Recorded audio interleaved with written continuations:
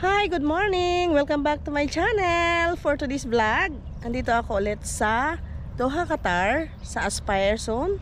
So after 2 years, nakabalik din, and this morning mag-walking kami ng aking hubby. So I think it's like 5:40. Ayun, pero tirik na po ang araw. So before, dito na place na to, yung mga ganyan guys is wala pa, yung dyan, katulad niyang ganyan oh. Wala pa. And dito kami mostly ng family ko nag-banding every morning, sometimes hapon po. So maganda siya dito para sa family, especially pagka weekend, Friday. Mamayang hapon maraming tao dito namamasyal at nagwo-walking din. Kasi yun lang yung time dito ng off. Family day kasi dito guys pag Friday. So for today's vlog, itutur ko kayo again dito sa Aspire Park. And ito yung pinaka first ko rin na vlog sa aking YouTube channel. Yung pinaka una-una kong naging vlog. So practice pa noon, and then practice pa rin hanggang ngayon guys. And panibago ulit dahil absent muna tayo sa buhay farming, buhay probinsya, and city life muna tayo dito sa Doha. So ayan yung playground. So dito kami nagwo-walking. Ito para sa mga sa mga yung nag-jogging din na gusto ng lupa. Pero meron sila ditong ganyan parang goma siya. So masarap siya takbuhan, lakaran, and sa walking sa araw-araw. So mafag siya dahil malapit nang magpalit ng na weather. So malapit nang lumamig ulit. So ngayong umaga parang lang, yung weather niya is parang nasa Pilipinas lang po tayo. And ayan po yung mga trees nila. Yan. Maalaga po dito. And then bawal talaga galawin yung mga trees na yan. Alagang-alaga po nila yan guys. Ayan yung puno. Look. Yan Ayan dyan is may mga stadium dyan. Yan yung torch. Kaso masyadong mainit. Direct yung araw. And sa paikot po nito guys is mga parking area. So maganda po talaga dito mag-walking kasi nga malayo sa kalsada. Yan malayo siya sa alikabok at usok ng sasakyan. Dati kasama ko yung family ko dito guys, yung mga bata.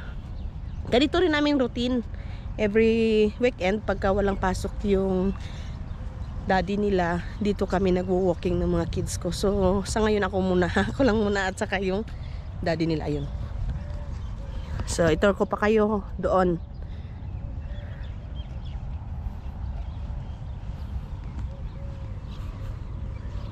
Ayan, iba-ibang klaseng puno yan guys.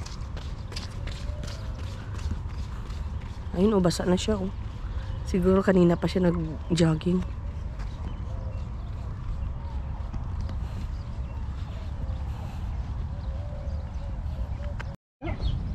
Sana sa Pilipinas din may ganito Sa bundok. Sa bundok ng Tralala meron dun. Ito ang wala sa Pinas. Malaking bundok. Dito po ay napakaraming ganitong park. Mamimili ka na lang.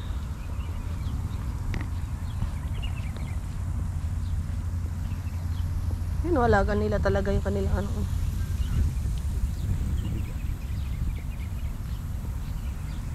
parang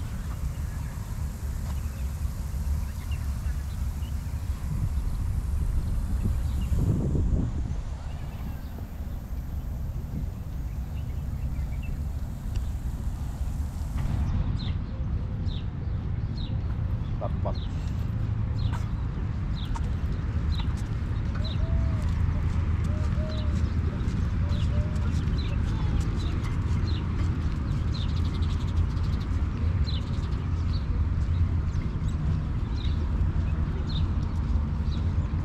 Ayun guys, so Starbucks. If you feel thirsty, ayan may Starbucks po dito.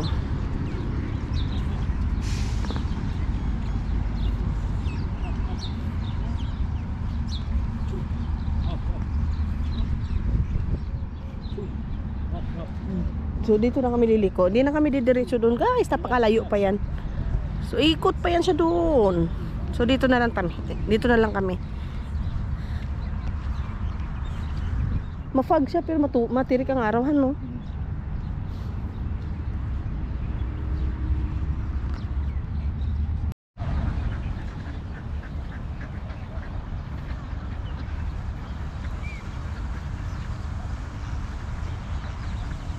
Ang dami na nila. Dati hindi gaano ito madamihan. Ano? Ngayon na marami na sila. So kayo sila nangingitlog. Wala. Dati guys dito ako nagpa-picture. O kaso sarado na pala. Yan. May ano dyan eh. May fountain. Sinarado nila. Pwede dumaan dyan sa daan. Dyan sa gitna. Ganyan. Ay ito pala walang lamanhan. Parang inayos yung bridge. Oo. And then may ano din dito oh, parang coffee shop. Dito may coffee shop. May coffee shop din doon.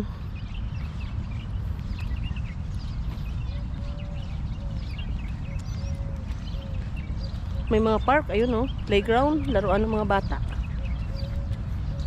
Pinawisan ako. Ay, dry dito ano. Siguro nilinisan, no? Pinaliliman. Diyan yung pwede mag-boating eh. Meron silang mag-rent. Pwede mag-boating. Tapos sinarado din to. Ay, nayos nilahan. Ayun, ako naka-close.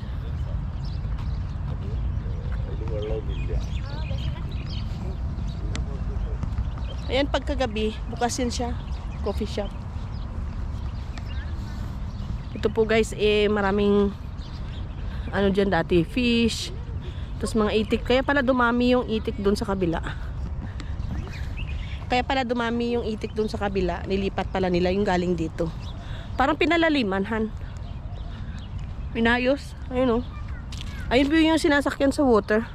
Yan o, mayroon silang parang pier. Malalim din. Hindi ka basta-basta mahulog dyan. Lunod ka talaga.